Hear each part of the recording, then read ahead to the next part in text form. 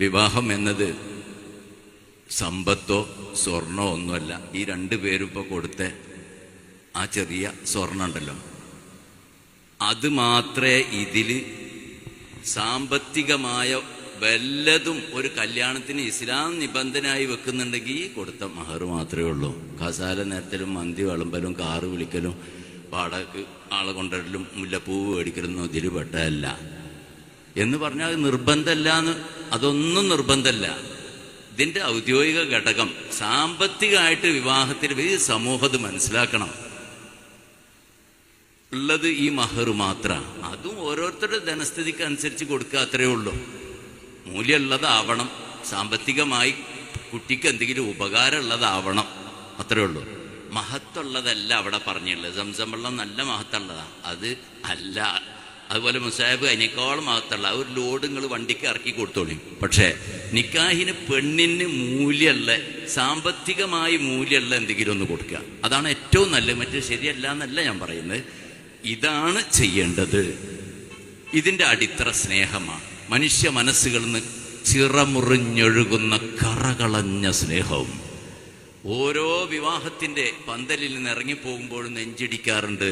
ഭക്ഷണം പറ്റാത്തത് കൊണ്ടല്ല, മറിച്ച് എന്ത് ഭക്ഷണം കഴിച്ചാലും പടച്ചോനെ ഒരു മാസമെങ്കിലും ഇത് നിലനിൽക്കുമോ എന്നുള്ള പേടിയാണ്.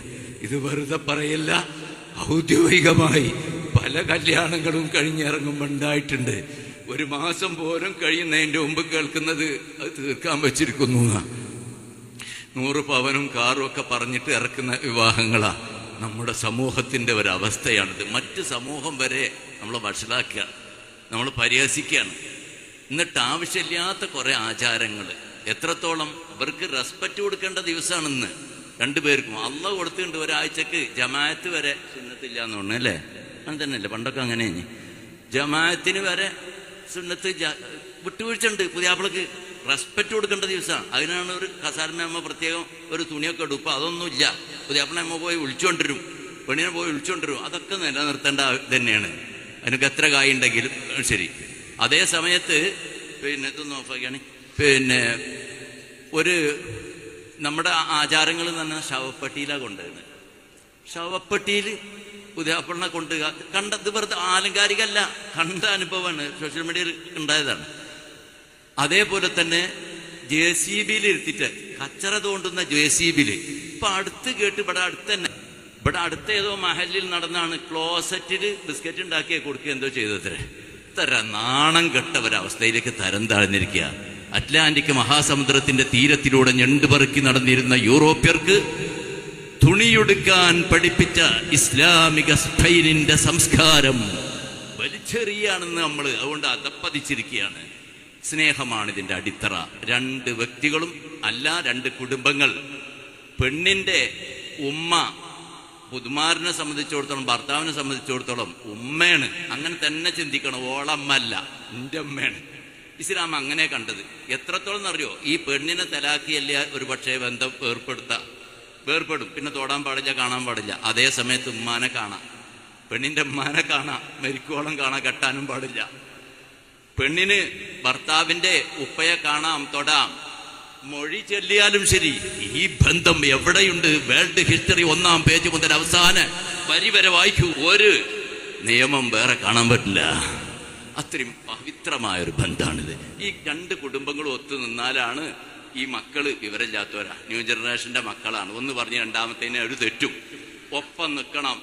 അവരെ എരിവും പുളിയും കൂട്ടിയിട്ട് ആടിച്ചിട്ട് പോരെന്ന് പറയലല്ല. മുഹമ്മദുർ റസൂലുള്ളാഹി തങ്ങളുടെ പൊന്നാര മകൾ ബീബി ഫാത്തിമ റളിയല്ലാഹു അൻഹ തെറ്റി വന്നു വീട്ടിലേക്ക്. മനുഷ്യ മക്കളല്ലേ. പൊന്നാര നബി വിളിച്ചു, മോളെ വിളിച്ചു. നമ്മളാണെങ്കിൽ കൊടയെടുത്തിട്ട് പോയിട്ട് മൊഴി മേടിക്കും. അല്ല, വിളിച്ചിട്ട് പറഞ്ഞു, മോളെ ജട്ടപ്പം മരിക്കുകയാണെങ്കിൽ, അലിയുടെ പൊരുത്തല്ലാതെ മരിക്കുകയാണെങ്കിൽ, ഈ സമയത്ത് നീ മരിക്കുകയാണെങ്കിൽ ലം ഉസല്ലി അലൈക്കി, എൻ്റെ കുഞ്ഞുമോളെ എൻ്റെ മയ്യത്തിപ്പം കരിക്കൂലട്ടാ. ഗൗരവണ്ട് പഠിപ്പിച്ചു കൊടുത്തു. അതാണിപ്പ ലോകത്തിന് മാതൃകയായ മുഹമ്മദുർ റസൂലുള്ളാഹി. അല്ലാഹു തആല ഐക്യത്തോടെ സ്നേഹത്തോടെ ഈ 2 ബന്ധങ്ങളെയും, എല്ലാ ബന്ധങ്ങളെയും നിലനിർത്തി കൊടുക്കുമാറാകട്ടെ. ഈ സുന്ദര സുമോഹന സുരഭില സുഭഗ ദിനത്തിൽ മഹല്ല് കമ്മിറ്റിക്ക് വേണ്ടി ഈ സദുദ്യമ ചെയ്ത എല്ലാവരും ആശംസിക്കുന്നതോടുകൂടെ ഈ രണ്ട് കുടുംബത്തിനും എല്ലാവിധ ആശംസകളും നേരുന്നതോടൊപ്പം ഞാൻ നേരത്തെ പറഞ്ഞ കാര്യം മുൻനിരയിലില്ലാതെ കാലി മുന്നിലുണ്ടാവും, പ്രസംഗിക്കാനും ഉണ്ടാവും, അതേപോലെ തന്നെ കഴിക്കാനും ഒക്കെ ഉണ്ടാവും. നമ്മളൊക്കെ ആശംസ പറയാൻ നേതാക്കളൊക്കെ ഉണ്ട്. പക്ഷേ നമ്മളല്ല, ഇതിൻ്റെ അണിയറ വർക്ക് നടത്തിയ ഒരുപാട് പ്രവർത്തകർ ഓടി നടന്നവരുണ്ട്. അള്ളാഹു അവർക്ക് ഖൈറും ബറക്കത്തും ആഫിയത്തും ദീർഘായുസ്സും നൽകട്ടെ. പൊന്നുമക്കളെ, അത് കളഞ്ഞു കളിക്കുന്ന ഒരു മനോവധി നമുക്ക് വേണ്ട. അതായത് ഞങ്ങളാണ് ചെയ്തത് എന്നുള്ള ഒരു ആശ, ഒരു ചിന്ത വന്നു പോകരുത്. അത് വരാൻ സാധ്യത ഉണ്ടായി പറഞ്ഞത് അല്ല, ഇത് റബ്ബിന് വേണ്ടിയാണ്, ആഖിറത്തിലേക്ക് വേണ്ടിയാണ്. മാറ്റിവെച്ചോളി. അള്ളാഹു തആല പ്രതിഫലം നമുക്കൊക്കെ നൽകട്ടെ. ഇനിയും ഇതുപോലത്തെ ഖൈറായ കാര്യങ്ങൾ നടത്താൻ അള്ളാഹു തൗഫീഖ് ചെയ്യട്ടെ. ഇതിനു വേണ്ടി സഹായിച്ച എല്ലാവർക്കും, പ്രത്യേകിച്ച് പ്രവാസികൾക്ക് പടച്ചോനെ നീ ബറക്കത്ത് ചെയ്യണം തമ്പുരാനെ.